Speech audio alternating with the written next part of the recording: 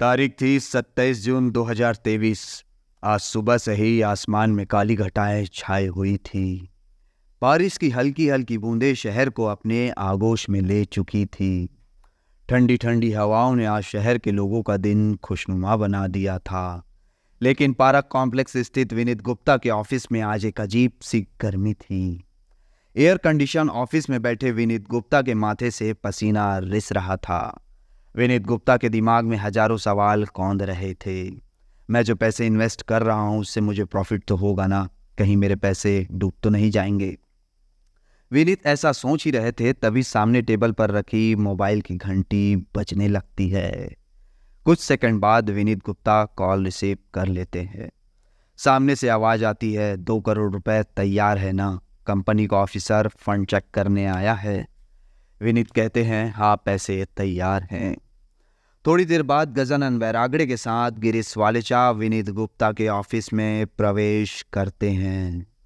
थोड़ी देर की बातचीत के बाद विनीत गुप्ता गिरीश वालेचा के सामने टेबल पर रखे रुपयों से भरा बैग रख देते हैं। रुपयों से भरे बैग को खंगालने के बाद गिरीश वालेचा अपने जेब में रखे मोबाइल फोन निकालकर पूरे फंड की जानकारी किसी अन्य व्यक्ति को देता है।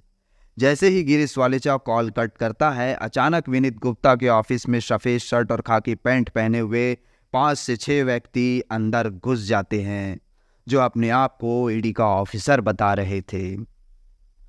ईडी का नाम सुनकर विनीत गुप्ता के पैरों के नीचे से जमीन खिसक जाती है।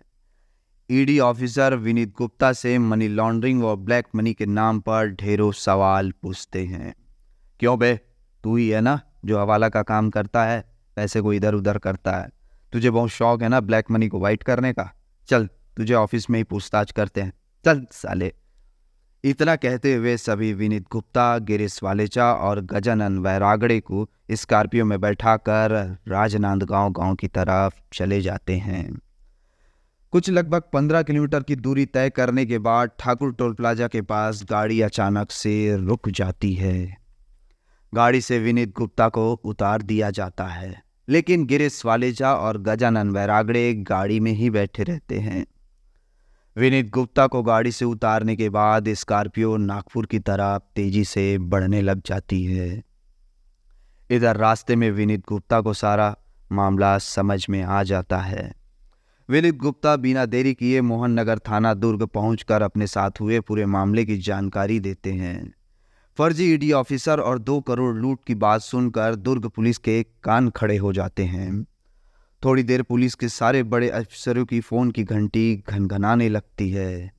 बिना देरी दुर्ग एसपी शलभ सिन्हा 5 टीम गठित कर देते हैं, जो महाराष्ट्र के अलग अलग जिलों के लिए रवाना कर दिया जाता है। इधर दुर्ग पुलिस एक एक lodge, hotel, railway station, bus stand को खंगालने लगती है। शहर के सभी सीसीटीवी फुटेज, मोबाइल टावर के मिलने वाले नंबरों को चेक किया जाने लगा था। छत्तीसगढ़ महाराष्ट्र बॉर्डर पर सिक्योरिटी बढ़ा दी जाती है। छत्तीसगढ़ मध्य प्रदेश बॉर्डर पर भी सख्ती के साथ लोगों से पूछताछ की जाती है। लूट की घटना को हुए करीब करीब 5 घंटे बीत चुके थे, लेकिन पुलिस के पास अब तक कोई ठोस सुराग हाथ नहीं लग पाया था। तहकीकात करते हुए दुर्ग पुलिस होटल द एवलॉन पहुंचती है, जहां रिसेप्शनिस्ट से पिछले 24 घंटों में हुए चेकआउट और चेक इन की डिटेल्स को चेक किया जाने लग जाते हैं। पिछले 5 घंटों से बिना सबूत के घूम रहे पुलिस ऑफिसरों की आंखों में एक अलग सी चमक दिखाई देने लगती है। होटल एवलॉन में रजिस्टर चेक करते पुलिस ऑफिसरों को वो नाम दिख जाता है जो पिछले 5 घंटों से उनके दिमाग में घोड़े की तरह दौड़ रहा था। वो नाम था गिरीश वालेचा। पुलिस को होटल द एवलॉन से गिरीश वालेचा का आधार कार्ड हाथ लग जाता है। बिना देरी किए पुलिस साइबर एक्सपर्ट की मदद से गिरीश वालेचा की पूरी कुंडली निकाल ली जाती है। पुलिस के एक और चौंकाने वाली जानकारी हाथ लग जाती है।